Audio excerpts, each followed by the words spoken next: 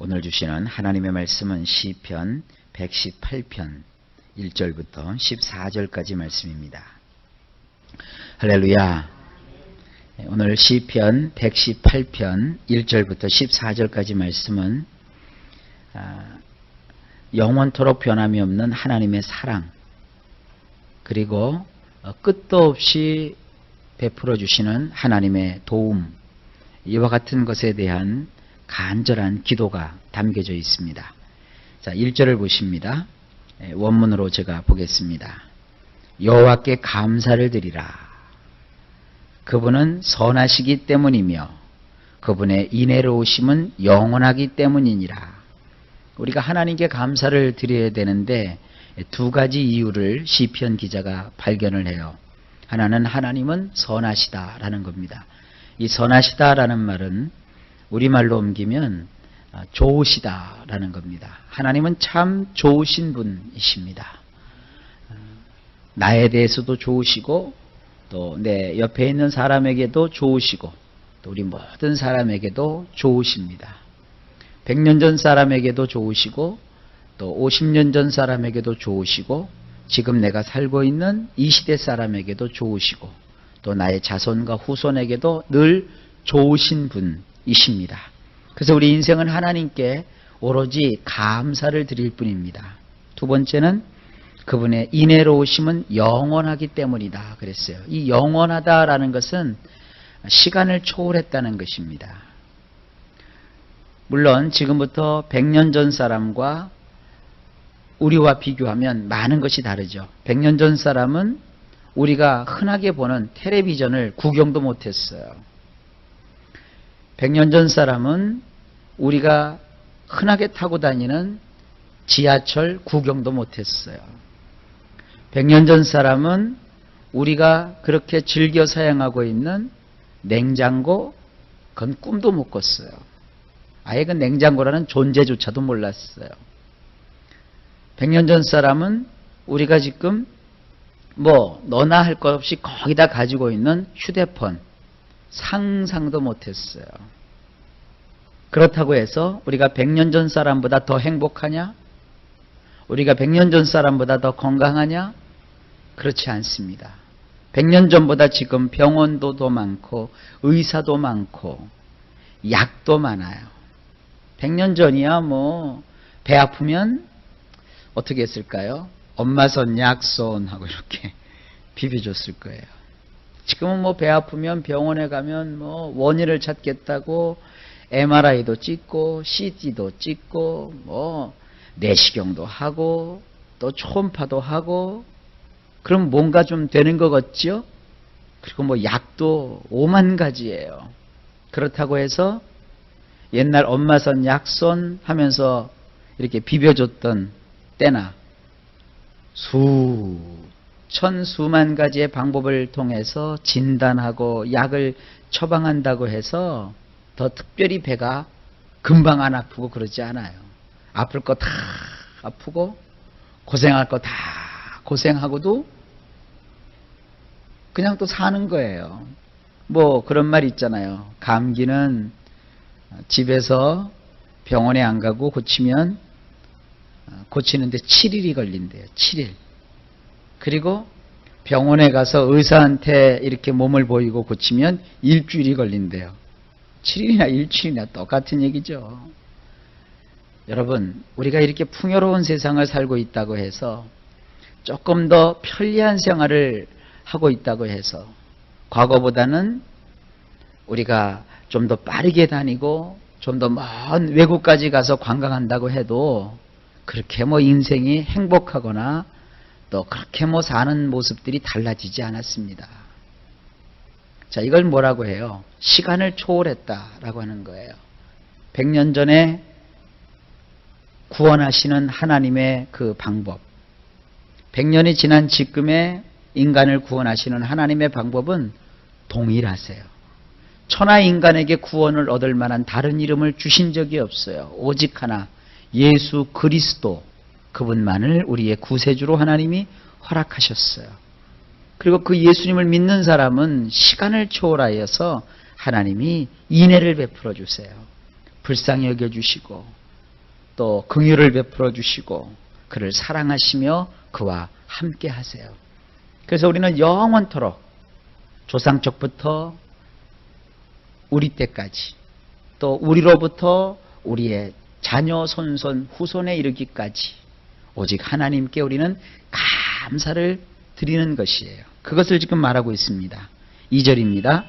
지금 이스라엘은 이렇게 말할지어다. 그분의 인애로우심은 영원하도다. 3절. 지금 아론의 집은 이렇게 말할지어다. 그분의 인애로우심은 영원하도다. 4절. 지금 여호와를 두려워하는 자들은 이렇게 말할지어다. 그분의 인애로우심은 영원하도다. 2절, 3절, 4절이 똑같은 구조로 되어 있어요. 시간상으로는 언제예요? 지금. 지금 이 시간. 첫째는 누구? 이스라엘입니다. 이스라엘은 큰 그 민족의 개념입니다. 그 다음에 이스라엘 가운데서 특별히 하나님을 경외하는, 하나님을 섬기는 아론의 집이 나오죠. 그 다음에 또 4절에는 모든 시대, 모든 여호와를 두려워하는 자들이 여기 등장합니다. 그러니까 여기 지금 이스라엘, 아론의 집, 여호와를 두려워하는 자들은 다 이 동일선상에 있는 거예요. 과거에 이스라엘 백성뿐만 아니라 또 이스라엘 백성 중에서 하나님을 위해서 특별히 뽑힘을 받은 아론의 집뿐만 아니라 오늘날도 여호와 하나님을 경외하고 하나님을 예배하는 모든 자들은 시간상으로 지금 이 시간, 지금 이 자리에서 어떻게 하라는 거예요? 그분의 인애로우심은 영원하도다. 하나님이 우리를 향해서 베풀어 주시는 이 엄청난 인애는 영원하도다라고 말하라는 거예요. 시간을 초월하는 거예요. 민족을 초월하는 거예요. 그러면서 5절에 비좁은 가운데서 내가 야를 불렀더니 그분이 나에게 대답하심으로 야께서 나를 널찍한 곳에 두셨도다. 자, 이걸 우리 성경에서는 어떻게 표현하고 있느냐 하면 5절에 내가 고통 중에 여호와께 부르짖었더니 여호와께서 응답하시고 나를 광활한 곳에 세우셨도다. 여기 두 가지가 대조가 되죠. 고통이라는 말과 광활한 곳, 이 두 가지가 대조가 되는데 원문을 보면 이 고통 혹은 비통이라는 말 대신에 비좁다라는 말이 나와요. 그리고 또 한 가지 널찍한 곳이라고 나와요. 이 비좁다라는 말에서 어떤 말이 나왔느냐? 아프다, 괴롭다, 비참하다, 비통하다, 고통스럽다, 이런 말이 나왔어요. 그래서 이 시편 기자는 지금 시를 쓰고 있잖아요. 시에는 이렇게 단어를 가지고 재밌게 표현을 합니다. 그래서 여기 보면은 비좁은 가운데서, 그 다음에 굉장히 널찍한 곳에 이 두 가지가 등장을 하는 거예요. 여기에 또 한 사람이 등장하죠. 어떤 비통한 가운데 있는 사람. 근데 이 사람이 이제는 그 비통함 가운데서 건짐을 받아가지고 아주 널찍한 곳으로 그가 옮겼다는 거예요. 이게 무슨 얘기입니까? 그 비통한 상황이 종료가 됐다는 거예요. 끝났다는 거예요. 그 끝난 원인이 뭡니까? 야를 불렀다는 거예요. 야라는 것은 이스라엘이 여호와 하나님을 줄여서 한 글자로 야라고 했어요. 요즘 그 신학자들이라든지 일부 종파에서는 여호와를 자꾸 줄여서 야훼, 야훼 그러는데 실제로 이스라엘 사람들은 야훼라는 말보다는 야라고 불렀어요. 시편에 그렇게 나와 있다고요. 그래서 하나님을 불렀더니 여호와라고 하는 그분을 찾았더니 하나님은 어떻게 하셨어요? 내가 부르니까 하나님이 오냐 하고 대답을 해주시는 거예요. 왜? 좋으신 하나님이시니까. 여러분, 만약에 하나님이 나쁘신 분이라면 우리가 부른다고 대답하시겠어요? 세상에 선거철만 되면 그 국회의원 되고자 하는 사람들이 막 굽신굽신하죠. 시장에도 오고 또 뭐 거리에도 오고 잘해보겠다고 90도씩 탁탁 꺾어서 인사를 해요. 그러다가 막상 당선이 돼봐요. 아는 척도 안 해요. 그리고 우리같이 평범한 걸어다니는 서민들은요, 그 사람들이 쳐다도 안 봐요. 자기들은 아주 최고급 차에 짙은 선텐을 해가지고 들여다보지도 못하게 보이지도 않게 하고 다니면서 얼마나 그 행세를 하는지 몰라요. 우리는 그런 사람들을 가리켜서 뭐라고 그래요? 사기꾼, 도둑놈 뭐 이렇게 표현한다고요. 정말 좋은 사람은 어떻게 돼요? 당선되기 전에 마음을 가지고 당선되고 나서도 늘 서민들의 그 말에 귀를 기울이고, 또 서민들이 그 아픈 마음의 어떠한 말을 하면 작은 소리라도 귀담아 듣는단 말이에요. 그런 정치인들이 있다면 우리는 뭐라고 그래요? 참, 뭐라고 할까요? 더러운 정치판에서 그야말로 발견한 보석과 같은 사람, 이렇게 표현해요. 그래서 뭐라고 그래요? 참 좋은 사람이다. 저 사람만 같으면 참 이 나라 잘 될 텐데, 그런 마음을 가져요. 그게 무슨 얘기예요? 참 좋은 정치인이다. 좋은 사람이다. 이런 뜻이거든요. 여러분 보세요. 하나님은 참 좋으신 분이세요. 근데 하나님은 얼만큼 높고 위대하시냐? 하늘보다도 높으시고, 또 하나님은요, 이 온 세상을 다 주님께서는 자기 것으로 삼고 계시는 하나님이세요. 뭐 이 땅의 최고 부자가 무슨 빌 게이츠다, 뭐 누구다 그러는데, 그 사람들 다 하나님 것 지금 자기 거라고 우기고 앉아 있는 거예요. 지구 땅 덩어리 전체는 하나님의 거예요. 밤하늘에 떠 있는 달과 별들도 다 우리 하나님의 거예요. 하나님은 엄청난 부자세요. 그리고 하나님은요, 이 세상의 모든 왕들을 다 합친 것보다도 더 위대하신 분이세요. 더 쉽게 얘기하면 세종대왕보다 더 위대하시고요, 이순신 장군보다 더 훌륭하신 분이세요. 그런데 하나님은 나와 같이 낮고 천한 자가 하나님을 찾고 부르면 하나님이 어떻게 하시냐? 귀를 기울이셔서 대답을 하세요. 얼마나 좋으신 하나님이세요. 이런 하나님께서 비좁은 곳에 내가 이렇게 갇혀가지고 고통당하고 비참한 가운데 있었는데, 하나님이 나의 그 부르는 소리를 들으시고 나를 거기서 끄집어내셔가지고 넓고 광활한 곳으로 옮겨버리신단 말이에요. 이게 뭐예요? 우리 하나님이시라는 거예요. 여러분, 여러분의 삶을 하나님께 맡기세요. 하나님은 이렇게 역사해 주십니다. 시편 속에 시편 기자가 우리가 듣기 좋으라고 이렇게 써놓은 거 아니에요. 모든 성경은 하나님의 감동으로 된 것으로 교훈과 책망과 의로 교육하기에 유익하다고 그랬어요. 이 시편 기자가 단순히 자기의 생각을 적어놓은 것이 아니라 하나님께서 이 말씀을 여기다가 기록해 놓으신 거예요. 나는 이러한 여호와니까 너희는 어떻게 하라는 거예요? 시시로 나를 의지하라. 나를 향하여 말하라. 근데 참 안타까운 건 말이죠.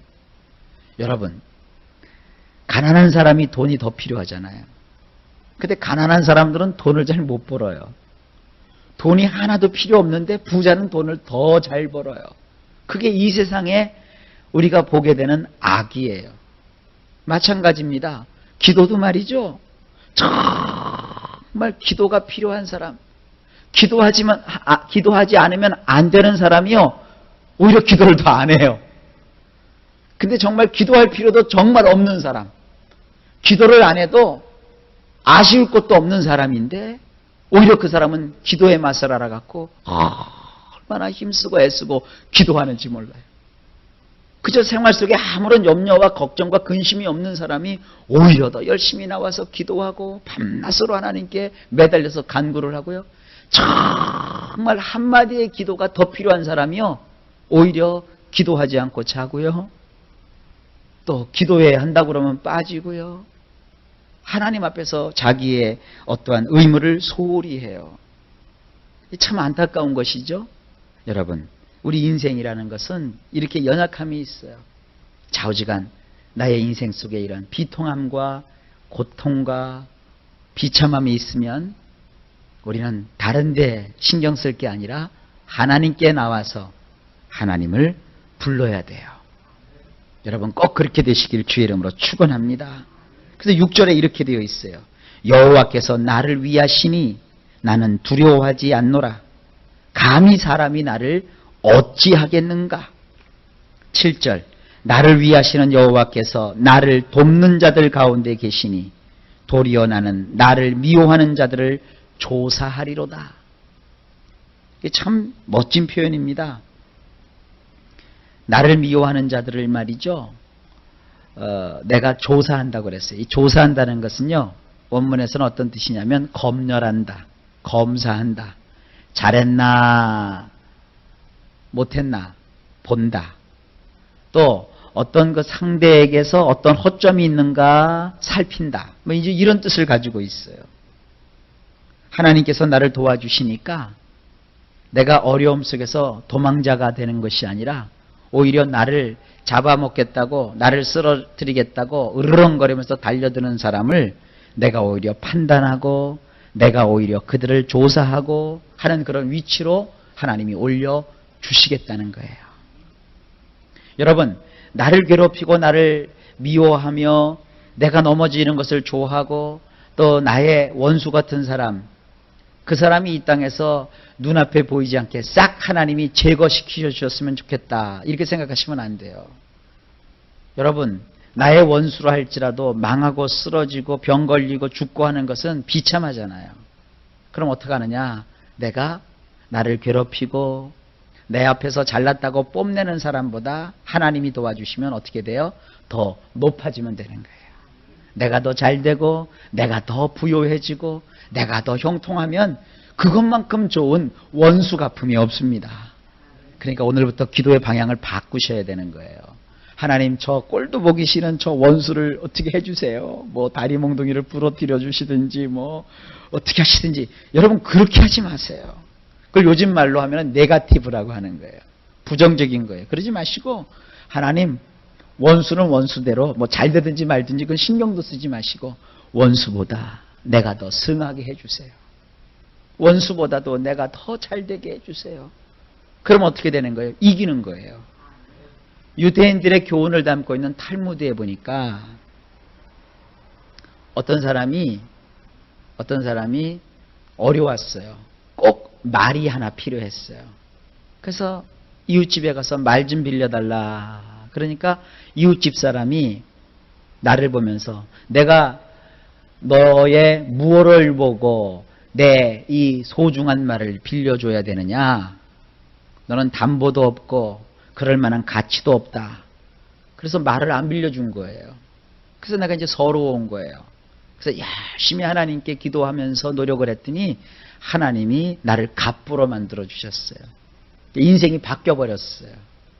그랬는데 전에 나보다도 부요했던 맑아졌던 사람이 이제 나를 찾아와서 오히려 말 좀 하나 빌려달라 그래요. 그러면 너는 어떻게 하겠느냐? 그럼 어떻게 하시겠어요? 임마 양심이 있으면, 사람이 양심이 있으면 이러면서 벌써 여러분들은 안 빌려주기를 작정할 거예요. 그런데 랍비가 그렇게 가르쳐요. 네 원수가 와서 너에게 그렇게 하거든 너는 하나님의 복을 받아서 많은 말을 가지고 있으니까 그 말들 중에서 한 마리를 아예 줘버려라. 그게 뭐예요? 그게 원수를 갚는 거라는 거예요. 여러분 이게 기독교 신앙이에요. 그러면 이 기독교인들이 많으면 세상이요 더 밝아지고 좋아지는 거예요. 기독교라고 하는 거, 이 신앙이라고 하는 것은 나도 망하고 너도 망하라. 그거 아닙니다. 내가 하나님의 복을 받아서 이렇게 서야 되는 거예요. 여러분 일가 친척 중에서 가장 잘 되셔야 돼요. 여러분 그 어떤 세상 친구들보다도 여러분들이 아주 형통해야 돼요. 아무에게나 그러는 게 아니라 하나님을 믿고 의지하면 되는 거예요. 그래서 시편 기자는 이렇게 말합니다. 8절이에요. 여호와께 피하여 숨는 것이 사람을 믿고 있는 것보다 좋도다. 9절 여호와께 피하여 숨는 것이 지체 높은 자들을 믿고 있는 것보다 좋도다. 10절 모든 민족들이 나를 포위하였다고 하여도 나는 여호와의 이름으로 그들을 끊어버릴 것이니라. 11절 그들이 나를 포위하고 또 포위하였을지라도 나는 여호와의 이름으로 그들을 끊어버릴 것이니라. 그러니까 전쟁이 일어나서 이방 민족이 나를 애워싸서 포위한다 할지라도 나는 그들을 어떻게 칼과 창으로 그들을 무찔러서 죽이는 것이 아니라 무엇으로? 여호와의 이름으로, 여호와의 이름을 붙들므로 나는 이 전쟁에서 승리하겠다는 거예요. 12절 그들이 벌떼처럼 나를 포위하였을지라도 불붙은 가시덤불과 같이 없어지리니 나는 여호와의 이름으로 그들을 끊어버릴 것이니라. 그러니까 여러분들은 창과 칼을 붙잡지 마시고 여호와를 붙잡으라는 거예요. 하나님께 이렇게 매달리면 그들이 어떻게 돼요? 결국은 끊어지는 거예요. 이 끊어진다는 것은 죽는다는 것과 다른 의미입니다. 그들이 끊어져요. 어디서? 여호와에게서 끊어져요. 하나님의 축복에서 끊어져요. 그러면 그 축복이 누구에게로 와요? 나에게 온다는 거 아닙니까? 여러분, 우리의 언어에는, 우리의 말에는 큰 권세가 있어요. 살리고 죽이는 권세가 우리의 말 한마디에 달려 있어요. 우리가 산다 그러면 살고요. 죽는다 그러면 죽는 거예요. 우리는 항상 이 언어로 말미암아 하나님의 축복을 전하는 자가 돼야 돼요. 성경에 그런 말이 있지 않습니까? 우리 예수님이 그러셨어요. 너희가 누구네 집에 들어가거든 입을 열어서 그들을 축복하라. 축복의 말을 해라. 그런데 상대가 축복을 받을 만한 그릇이 되면 너희의 그 빈 축복이 그에게 임할 것이다.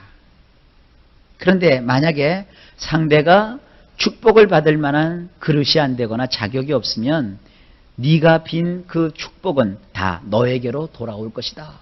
그랬어요. 그러니까 오히려 여러분들한테 잘 못해주는 사람들이 있으면 아주 그냥 마음껏 축복해 주세요.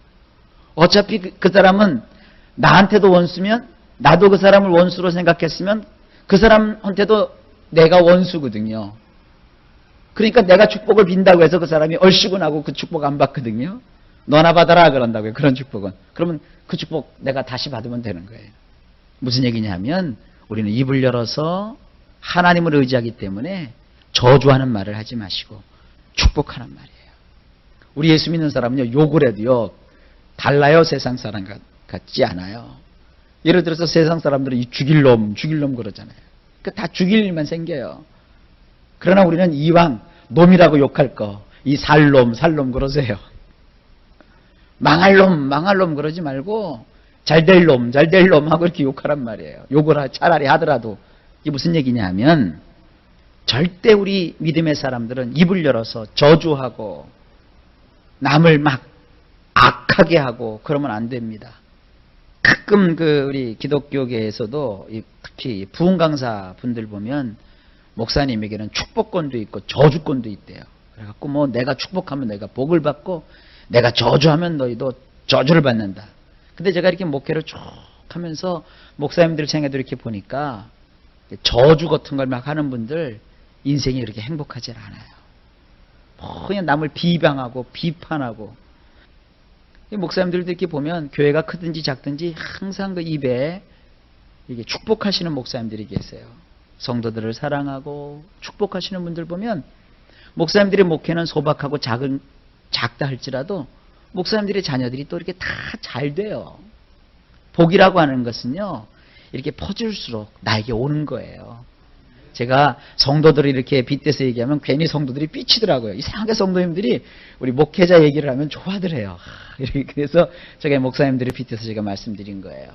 여러분 인생 속에서 절대 입을 열어서 포악하거나 욕하거나 저주하거나 또 상대의 어떤 악담을 하고 이제 그렇게 하지 마시고 상대를 축복하고 덕스러운 말을 하고 이렇게 모든 사람들을 윤택하게 하는 그런 말들을 많이 하세요. 그럼 그게 다 나에게로 돌아오는 거예요. 자, 마지막으로 13절. 내가 나를 넘어뜨리려고 밀고 또 밀었으나 여호와께서 나를 도와주셨도다. 14절. 나의 힘과 찬송은 야이시니라. 나에게 있어서 그분은 구원이 되시도다. 예, 하나님은 우리의 구원이 되시기 때문에 여러분은 그분을 의지하세요. 그리고 그분을 찬송하세요. 오늘도 입을 열어서 마음껏 축복하세요. 그러면 그 축복은 다 누구 것이 돼요? 나의 것이 되는 거예요. 오늘도 여러분들 하나님 안에서 이런 복을 많이 빌어서 여러분의 인생이 또 여러분의 자녀가 여러분의 범사에 하나님의 이 축복이 넘치게 임하시기를 예수님의 이름으로 간절히 축원합니다.